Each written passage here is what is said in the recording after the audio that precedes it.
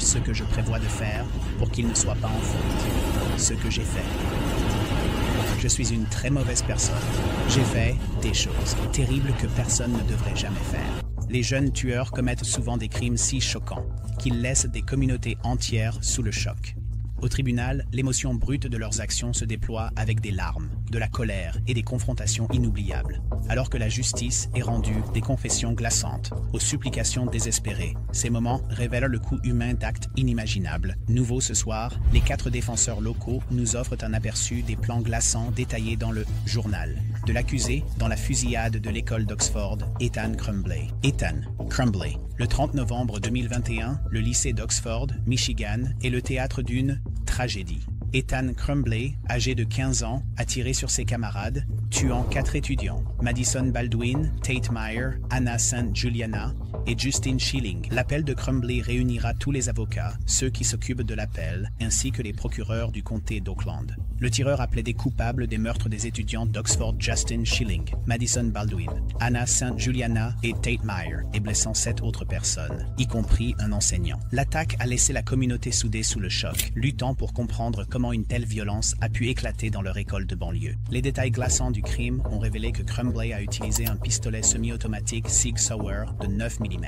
acheté par son père quelques jours avant la fusillade. Crumbley avait un accès facile à l'arme, qui était rangée sans verrou dans leur maison. Sa planification était claire dans des entrées de journal et des vidéos qu'il a enregistrées sur son téléphone. Il décrivait son intention de tuer. Dans un enregistrement, réalisé la veille de l'attaque, il a déclaré « Demain, je serai celui qui mettra fin à des vies ». Les enquêteurs ont également découvert des preuves alarmantes de préméditation. Crumbley avait dessiné des images violentes et écrit sur ses fantasmes troublants sur des fiches scolaires qui ont été vues par ses enseignants. Une réunion a eu lieu avec ses parents le matin de la fusillade, mais ils ont refusé de le retirer de l'école. Quelques heures plus tard, Crumbley a exécuté son plan mortel, ciblant ses camarades dans une frénésie qui a duré 5 minutes. Le procès d'Ethan Crumbley a été l'une des affaires les plus éprouvantes de ces dernières années. 4 défenseurs locaux ont obtenu photos clés. Fusillade à l'école d'Oxford. C'est le sac à dos d'Ethan Crumbley sur le sol de la salle de bain, où il a d'abord sorti ce pistolet semi-automatique. La cour est ouverte. Oui, nous sommes là. Alors que l'accusation exposait la chronologie des événements, la salle d'audience était chargée d'émotions. Les parents des victimes pleuraient doucement, serrant des photos de leurs enfants, tandis que d'autres pleuraient ouvertement face aux détails graphiques. Le procureur a diffusé des vidéos de la planification de Crumbley et de la fusillade elle-même, provoquant des exclamations audibles parmi les personnes présentes. Pendant les déclarations d'impact des victimes, la tragédie est apparue. Le père de Tate Myre a décrit la douleur de perdre son fils, disant « Tate était notre tout. Maintenant, il y a un vide dans notre famille qui ne pourra jamais être comblé. » Une autre mère a parlé à Crumbley. « Vous avez détruit nos vies. Ma fille ne sera jamais diplômée, ne se mariera jamais, n'aura jamais d'enfant. Elle n'avait que 17 ans. » L'attitude de Crumbley était froide et sans émotion. Il n'a montré aucun signe visible de remords, un fait qui a profondément irrité les familles des victimes. Quand ce fut son tour de parler, ses excuses sont tombées à plat. Dans une brève déclaration, Crumbley a dit « Je suis désolé pour ce que j'ai fait. Je ne peux pas le défaire, mais je vais essayer de faire quelque chose de ma vie en prison. » Ces mots ont été accueillis par le silence, car beaucoup ont estimé qu'il manquait de sincérité. Je voudrais vous remercier de m'avoir permis nous sommes tous ici à cause de ce que j'ai fait. Mes actions étaient dues à ce que j'ai choisi de faire. J'ai entendu. Et je suis retourné vers Tate parce que je ne voulais pas laisser Tate trop longtemps. Le juge a condamné Crumbley à la prison à vie sans possibilité de libération conditionnelle, soulignant la nature préméditée et odieuse de ses actes. La sentence a apporté une certaine mesure de clôture aux familles, mais la douleur restait palpable. Il a pris 4 vies, a dit un parent. Cette sentence garantit qu'il ne prendra jamais une autre vie. Dans un tournant sans précédent, les parents de Crumbley, James et Jennifer Crumbley, ont également été inculpés d'homicide involontaire. Les procureurs ont soutenu que leur négligence, en ne sécurisant pas l'arme et en ignorant les signes d'avertissement clairs du comportement de leur fils, avait contribué. A. La tragédie. Les preuves ont montré que Crumbley avait envoyé des textos inquiétants à sa mère au sujet de voix qu'il entendait. Et pourtant, aucune intervention n'a été recherchée. Le couple a été arrêté après avoir fui les autorités et a ensuite été condamné à 10 ans de prison. Greg Ramos. En novembre 2018, Greg Ramos, âgé de 15 ans, a commis un acte si froid et calculé qu'il a choqué la nation. Ramos a étranglé sa mère, Gail Clevenger, dans leur maison de DeBarry, en Floride, après une violente dispute au sujet de ses mauvaises notes. Gail, une mère dévouée et architecte professionnelle, avait réprimandé Ramos pour avoir menti sur ses résultats de scolaire, ce qui a conduit à la confrontation, qui a dégénéré en tragédie. Selon les enquêteurs, Ramos a attendu que sa mère soit endormie avant de lancer l'attaque. Utilisant ses mains nues, il l'a étranglée pendant environ 30 minutes, confessant plus tard aux autorités qu'il n'avait rien ressenti en la regardant mourir. La nature glaçante de sa confession a révélé son absence totale de remords pendant l'acte. « Je n'aimais pas ce qu'elle faisait.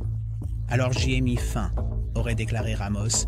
Ce qui rendait l'affaire encore plus troublante était la manière méthodique dont Ramos a essayé de dissimuler son crime. Il a mis en scène la maison pour qu'elle ressemble à un cambriolage en renversant des meubles, en éparpillant des objets et en créant l'illusion d'une effraction. Avec l'aide de 2 amis, Ramos a chargé le corps de Gail dans une camionnette et l'a enterré sous un foyer dans le cimetière d'une église voisine. Les amis, ignorant les véritables circonstances, ont d'abord cru à l'affirmation de Ramos selon laquelle le corps appartenait à quelqu'un qui s'était introduit chez lui. Le plan de Ramos s'est effondré lorsque la police l'a interrogé. Son histoire de cambriolage qui a mal tourné ne correspondait pas aux preuves sur les lieux et après des heures d'interrogatoire, Ramos s'est effondré et a avoué le meurtre. « Elle m'a giflé et j'ai perdu le contrôle », a-t-il dit lors de sa confession. Une déclaration qui a provoqué une onde de choc dans sa petite communauté. « Je viens de rentrer chez moi et ma maison est complètement saccagée. On dirait que quelqu'un est entré par la porte latérale. J'avais une radio ici, et j'avais une rallonge avec un réveil, et puis j'avais un ordinateur à 1000 $. Ici, au tribunal, le manque d'émotion de Ramos était à la fois troublant et déchirant.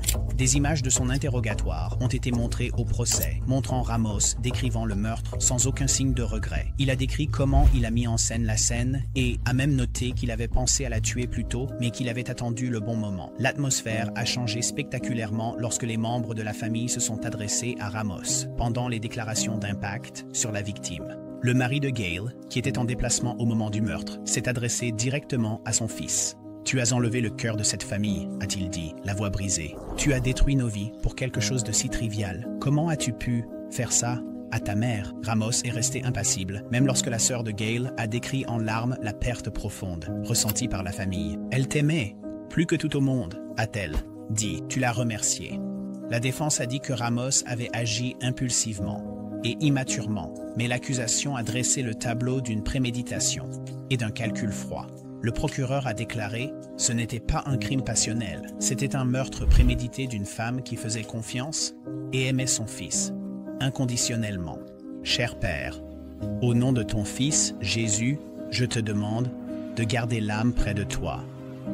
Et Père, s'il te plaît, protège-les de tout mal. » Le juge a condamné Greg Ramos à 45 ans de prison avec la possibilité de libération conditionnelle. Après 25 ans, vous aurez des décennies pour réfléchir à la gravité de vos actes, a déclaré le juge. Mais sachez ceci, le traumatisme que vous avez causé à votre famille durera bien plus longtemps que votre peine. Amis et famille de Gail étaient partagés sur la sentence. Certains pensaient qu'elle offrait à Ramos une chance de rédemption, tandis que d'autres croyaient qu'aucune peine ne reflèterait la gravité de son crime. Il est jeune, mais il a privé sa mère de sa vie, et nous de son amour, a déclaré un membre de la famille. L'affaire est devenue un avertissement sur la violence chez les jeunes et les signes avant-coureurs souvent manqués chez les adolescents en difficulté. Abus d'un cadavre humain, falsification de preuves matérielles. Vous comprenez cela ? Oui, votre honneur. L'avez-vous fait? Oui. Depuis le meurtre, Gail est honorée par des projets communautaires et des bourses à son nom. Pendant ce temps, Ramos reste incarcéré, sa libération conditionnelle potentielle étant à des décennies de distance. La nature obsédante du crime de Ramos continue de résonner, beaucoup se demandant comment un acte aussi odieux a pu être commis par quelqu'un d'aussi jeune. Pour la famille Clevenger, la douleur de la perte de Gail est une blessure qui ne guérira peut-être jamais complètement, aggravée par le fait que son meurtrier était quelqu'un qu'elle chérissait tant. À la famille de Dominique et Gail, non, je suis profondément désolé. J'espère qu'un jour vous pourrez voir que je n'aurais jamais laissé cela se produire ou le faire exprès. J'aimerais pouvoir me souvenir de ce qui s'est passé. Je suis tellement désolé. J'ai le cœur brisé, Mackenzie Shirilla. Par une chaude nuit d'été en juillet 2022, Mackenzie Shirilla, une jeune fille de 17 ans de Strongsville, Ohio, a commis un acte d'imprudence inimaginable qui a coûté la vie à 2 jeunes personnes. Shirilla, conduisant une Toyota Camry avec son petit ami Dominique Rousseau, 20 ans, et leur ami Davion Flanagan, 19 ans, dans la voiture, a délibérément accéléré à plus de 100 miles par heure avant de s'écraser contre un bâtiment en briques. L'accident a tué Rousseau et Flanagan sur le coup, tandis que Shirilla a survécu avec des blessures aux jambes. Les procureurs ont présenté des preuves glaçantes que l'accident n'était pas un accident. Les données du véhicule ont montré que Shirilla avait appuyé sur la pédale d'accélérateur au maximum, sans aucun signe de freinage ou de tentative d'éviter la collision.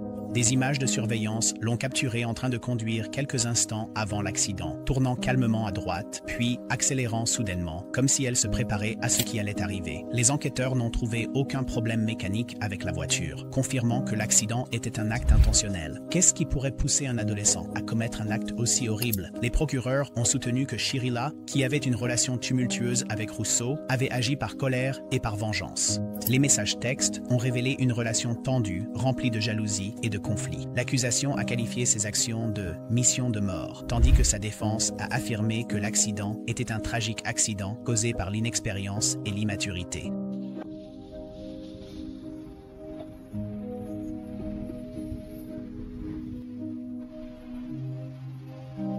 La salle d'audience était un mélange de chagrin et d'indignation, alors que l'affaire se déroulait. Les membres des familles de Dominique Rousseau et de Davion Flanagan ont livré des déclarations émouvantes sur l'impact de la victime, peignant un tableau vivant de la perte qu'ils ont subie. Le frère de Rousseau a parlé du vide profond, laissé dans leur famille. Dominique était mon meilleur ami, la personne la plus altruiste que je connaissais. Mackenzie nous l'a enlevé de la manière la plus insensée imaginable, a-t-il dit, la voix tremblante. La sœur de Flanagan a ajouté « Davion était la lumière de notre famille. Il ne méritait pas cela. Aucun d'eux ne le méritait. » Shirilla elle-même semblait en larmes et pleine de remords pendant le procès. Dans une déclaration écrite lue par son avocat, elle a dit « Je suis tellement désolée. J'aimais Dominique et Davion. Je ne leur ferai jamais intentionnellement de mal. J'aimerais pouvoir tout annuler. Je suis juste tellement désolé. J'ai le cœur brisé. J'aimais Dom et Davion. Nous étions tous amis et Dom était mon âme sœur. J'aimerais pouvoir enlever toute votre douleur, et je suis tellement désolé. » Malgré sa plaidoirie, ses larmes n'ont guère influencé le juge, qui a fermement condamné ses actions. La juge Nancy Margaret Rousseau a prononcé une réprimande cinglante lors de la sentence. Ce n'était pas un accident. Les preuves sont claires. Vous avez agi délibérément et intentionnellement. Vous avez choisi de mettre fin à ces vies, et pour cela, vous en subirez les conséquences. La juge a décrit l'affaire comme l'une des plus dévastatrices sur lesquelles elle ait jamais présidé, en soulignant la nature préméditée des actions de Shirilla. Mackenzie n'a montré aucune pitié envers Dominique ni envers Davion.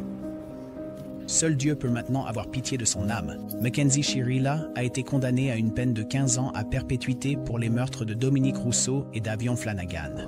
La décision de la juge signifiait qu'elle ne serait pas éligible à la libération conditionnelle avant d'avoir purgé au moins 15 ans, laissant les familles des victimes aux prises avec la réalité douce amère de la justice rendue. Lorsque la sentence a été prononcée, les membres des familles Rousseau et Flanagan ont pleuré ouvertement, se soutenant mutuellement. À l'extérieur de la salle d'audience, la mère de Rousseau a déclaré aux journalistes « Aucune peine ne ramènera jamais mon fils, mais au moins elle ne pourra plus blesser personne d'autre. » La famille de Flanagan a exprimé des sentiments similaires, se disant soulagés que Shirilla soit tenue responsable, mais pleurant les avenirs que leurs proches n'auraient jamais. L'affaire a déclenché une conversation plus large sur l'imprudence des adolescents et les conséquences dévastatrices des décisions impulsives.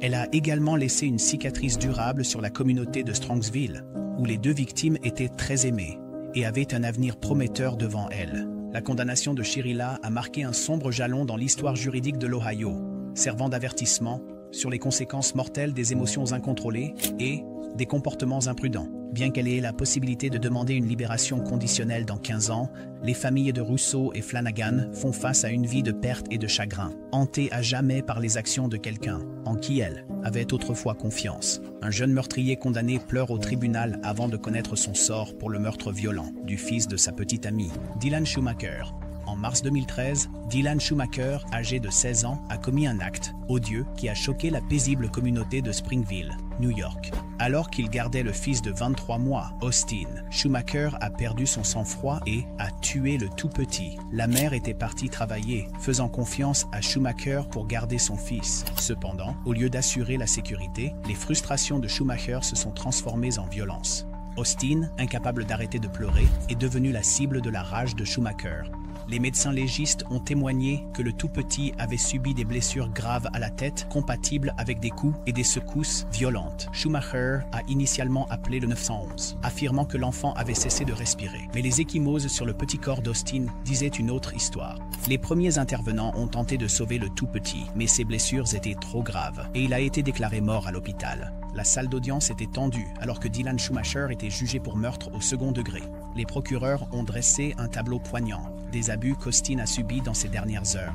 Les membres de la famille étaient en chagrin alors que les actions de Schumacher étaient exposées. Lors de sa condamnation, Schumacher a tenté de susciter la sympathie. S'adressant au tribunal, il a dit « Je ne voulais pas blesser Austin. Je ne peux pas revenir en arrière. J'aimerais pouvoir le faire. Je donnerais ma vie pour Austin. » Son éclat a semblé sincère à certains, mais l'accusation a révélé un côté plus sombre. Le juge, William Boller, a répondu de manière cinglante à la démonstration émotionnelle de Schumacher. Il a rappelé le comportement manipulateur de Schumacher, citant un appel enregistré où Schumacher se vantait auprès de sa mère. « Je suis une blonde de 16 ans, je n'ai qu'à pleurer, et ils auront pitié de moi. » Le juge Boller a vu à travers les larmes de Schumacher, les décrivant comme des larmes de crocodile destinées à influencer le tribunal. « Vous avez continué à mentir, même après le meurtre.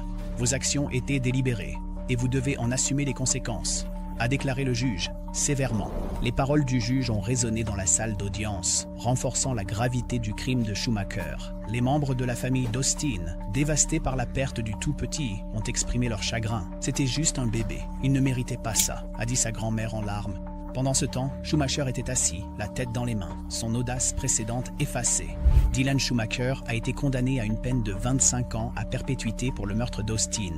Le juge Boller a souligné que les actions de Schumacher montraient un mépris pour la vie d'un enfant innocent et que sa peine reflétait la gravité du crime. À l'extérieur de la salle d'audience, les membres de la famille d'Austin ont exprimé des émotions mitigées. « Aucune peine ne le ramènera, mais il y a justice pour Austin », a dit sa tante, serrant une photo du tout-petit souriant. C'est un rappel sinistre des responsabilités qui accompagnent le fait de prendre soin d'autrui et des conséquences irréversibles de la colère incontrôlée. Des groupes de défense ont utilisé l'histoire d'Austin pour sensibiliser au sujet de la maltraitance des enfants, exhortant les communautés à rester vigilantes face aux signes de négligence et de violence. Isabelle Guzman. Elle est accusée d'avoir poignardé sa mère 79 fois. Isabelle Guzman. En 2013, une dispute domestique horrifique à Aurora, Colorado, a choqué, dit la nation. Isabella Guzman, une jeune femme de 18 ans, a brutalement poignardé sa mère, Yoon Mi-hoy, plus de 150 fois dans la salle de bain de leur maison commune. Cette attaque macabre découlait de plusieurs années de relations tendues entre Guzman et sa mère. Les rapports ont révélé des disputes fréquentes concernant la discipline, les couvre-feux et la défiance générale de Guzman. La nuit du meurtre, Guzman a eu une violente dispute avec sa mère qui a dégénéré en une attaque fatale. Des témoins, y compris le beau-père de Guzman, ont entendu des cris horrifiants et ont découvert le corps sans vie de Yoon Mi-hoy dans la salle de bain, couvert de sang. La scène du crime était si macabre que les enquêteurs l'ont plus tard décrite comme l'une des plus choquantes qu'ils aient jamais rencontrées. Guzman a fui les lieux, mais a été arrêté le lendemain dans un parking après une chasse à l'homme intensive. L'affaire a rapidement attiré une attention en raison du jeune âge de la coupable. Les procureurs affirment qu'Isabella Guzman a poignardé sa mère 79 fois dans la salle de bain familiale la semaine dernière. Isabella Guzman est maintenant accusée de meurtre au premier degré. Elle a été inculpée de meurtre au premier degré après avoir poignardé sa mère. Les apparitions de Guzman au tribunal sont devenues tristement célèbres en raison de son comportement bizarre et troublant. Des images l'ont capturé en train de sourire, de rire et de faire des expressions faciales exagérées pendant que les accusations contre elle étaient lues. Son attitude froide a conduit beaucoup à croire qu'elle ne ressentait aucun remords pour ses actes. Pour les membres de la famille en deuil de la perte de Yoon Mi-hoy, le comportement de Guzman au tribunal était dévastateur. Son beau-père, qui a découvert le corps de Hoy, a donné un témoignage en larmes sur le traumatisme de cette nuit-là. Il a décrit avoir entendu les cris de sa femme, le bruit sourd de son corps tombant et la vue horrifiante qu'il a rencontrée en entrant dans la salle de bain. Les déclarations des victimes ont dressé le portrait d'une mère aimante et dévouée qui avait travaillé sans relâche pour subvenir aux besoins de sa famille, malgré les défis d'une relation difficile avec sa fille. Les proches ont exprimé à la fois leur chagrin et leur incrédulité, peinant à comprendre comment une dispute pouvait dégénérer en une telle violence insensée. Le contraste entre le chagrin brut de la famille et les manières troublantes de Guzman au tribunal a rendu les procédures encore plus chargées émotionnellement. L'équipe de défense de Guzman a présenté des témoignages d'experts en santé mentale qui ont expliqué son comportement. Selon leurs évaluations, Guzman souffrait de schizophrénie non traitée, ce qui provoquait des délires et de la paranoïa. Ils ont soutenu que ces actions n'étaient pas motivées par la malveillance, mais par une grave crise de santé mentale. Cette révélation a divisé l'opinion publique, certains sympathisant avec l'état de Guzman, tandis que d'autres demandaient une responsabilité plus stricte pour ses actions. Après une évaluation psychiatrique, Guzman a été diagnostiqué avec une schizophrénie sévère. La défense a soutenu que Guzman souffrait de délires non traités qui l'avaient poussé à commettre le meurtre. En conséquence, le tribunal l'a déclaré non coupable pour cause de folie. Au lieu de la prison, Guzman a été envoyé à l'Institut de santé mentale du Colorado, où elle reste sous soins psychiatriques, avec des évaluations périodiques pour déterminer ses progrès. Le verdict a déclenché un débat. Certains doutent que la justice avait vraiment été rendue. Le diagnostic de Guzman était arrivé trop tard, et ses actions méritaient une punition plus sévère. D'un autre côté, les défenseurs de la santé mentale ont souligné l'importance de comprendre la maladie mentale dans le contexte des crimes violents. Le cas de Guzman reste un rappel frappant des complexités entourant la santé mentale, les dynamiques familiales et le système judiciaire. Qui Andrea Cook, je n'étais pas moi-même quand j'ai fait cela. Et depuis, j'ai retrouvé toute ma santé.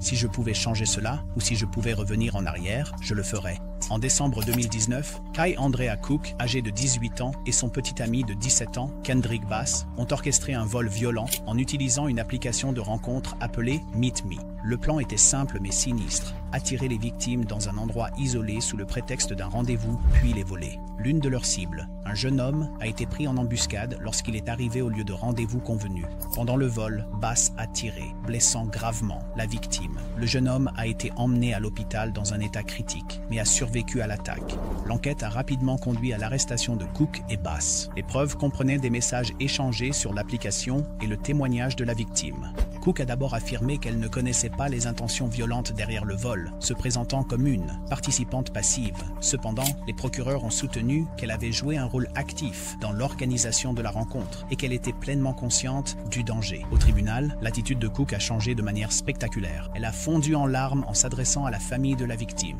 offrant des excuses sincères. « Je suis désolée pour ce qui s'est passé. Je ne voulais pas que quelqu'un soit blessé, » dit Cook, tremblante. Elle a affirmé être influencée par son copain et pas de contrôle. « J'étais au mauvais endroit au mauvais moment », a-t-elle supplié.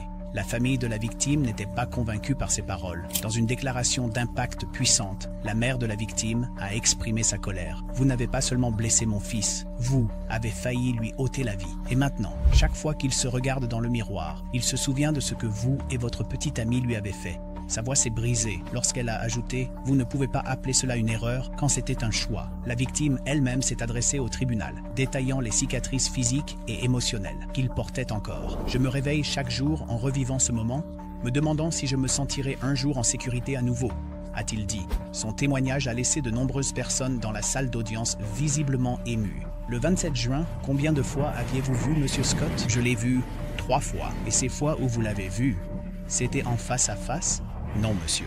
L'avocat de la défense de Cook l'a décrite comme une jeune femme prise dans une mauvaise relation, plaidant pour la clémence en raison de son âge et de l'absence de casier judiciaire. Cependant, l'accusation a souligné son rôle dans la facilitation du crime, arguant qu'elle avait sciemment attiré la victime dans une situation dangereuse. Le juge a reconnu le remords de Cook, mais a souligné la gravité de ses actions. Ce n'était pas une décision prise sur un coup de tête. Vous avez activement participé à un crime qui aurait pu coûter la vie à quelqu'un, a déclaré le juge avant de prononcer la sentence. Cook a été condamné à 11 ans de prison, suivi de 20 ans de probation.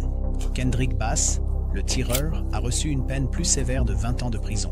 L'affaire a suscité des discussions sur les dangers des plateformes en ligne exploitées pour des activités criminelles. Cela a servi de mise en garde pour les utilisateurs et les forces de l'ordre, soulignant la nécessité de meilleures mesures de sécurité sur les applications de rencontres. Les experts ont demandé aux plateformes de mettre en place des vérifications d'identité plus strictes pour prévenir des crimes similaires. La condamnation a apporté clôture, mais a peu fait pour apaiser leur douleur. Je suis contente qu'elle aille en prison, mais cela n'enlève pas ce que mon fils a traversé, a déclaré la mère de la victime à l'extérieur du tribunal. Le cas de Cook a également soulevé des questions sur l'influence des relations toxiques sur les jeunes délinquants. Les défenseurs de la réforme de la justice pénale ont soutenu que sa peine aurait dû inclure des programmes de conseil et de réhabilitation obligatoires pour traiter les causes profondes de son comportement. En novembre 2021, la petite ville de Fairfield, dans l'Iowa, a été secouée par le meurtre brutal de Noema Graber, une enseignante de lycée en espagnol très appréciée, âgée de 66 ans. Les auteurs étaient deux de ses élèves, Willard Miller et Jeremy Goodale, âgés de 16 ans. Le motif, la vengeance pour une mauvaise note. Graber, connue pour son dévouement envers ses élèves, était restée tard après l'école pour corriger des copies. Elle est ensuite allée faire sa promenade habituelle dans le parc Chautauqua. C'est là que Miller et Goodale l'ont attaqué. Les preuves ont révélé que les adolescents ont attiré Graber au parc, l'ont attaqué avec une batte de baseball et ont caché son corps sous une brouette et des traverses de chemin de fer. L'enquête a commencé après la disparition de Graber. La police a découvert ses restes le lendemain et a rapidement relié Miller et Goodale au crime, grâce à des échanges sur les réseaux sociaux. Les messages entre les deux ont révélé leur planification détaillée et des descriptions macabres de l'attaque. Les textos glaçants ne laissaient aucun doute sur leur intention, montrant qu'ils avaient méticuleusement planifié le meurtre de Graber comme une forme de représailles pour ce qu'ils percevaient comme une note injuste. La salle d'audience était un cadre sombre alors que les détails du meurtre horrible de Graber étaient exposés. Goodale, qui avait coopéré avec les enquêteurs, a fourni une confession glaçante lors du procès. Il a décrit comment les deux avaient surveillé la routine de Graber et mené l'attaque avec une précision choquante. « Je l'ai frappé en premier, puis Willard s'est joint », a-t-il admis, sa voix dépourvue d'émotion. Le procès comprenait également des témoignages de la famille de Graber, qui ont livré des déclarations poignantes sur l'impact de la victime. Son fils, Christian, a parlé à travers ses larmes de la perte profonde de sa mère. « Elle était le cœur de notre famille, un phare d'amour et de gentillesse », a-t-il dit. La cruauté insensée de sa mort a laissé un vide que nous ne comblerons jamais. Le juge n'a pas mâché ses mots en s'adressant aux adolescents condamnés. Vos actions étaient calculées, préméditées et exécutées avec un niveau de malveillance qui défie la compréhension, a déclaré le juge sévèrement. Vous avez brisé une famille, une communauté et la confiance placée en vous en tant que jeunes adultes. Miller et Goodale ont tous deux exprimé des remords lors de leur condamnation. Je regrette profondément ce que j'ai fait, a dit Miller, la voix tremblante. J'aimerais pouvoir annuler cela et la ramener. Goodale a exprimé des sentiments similaires, affirmant qu'il avait été influencé par Miller et avait pris une décision terrible. Cependant, leurs paroles ont fait peu pour apaiser la douleur de la famille de Graber. Je voudrais profiter de cette occasion pour accepter pleinement la responsabilité du rôle que j'ai joué dans le meurtre de Noema Graber.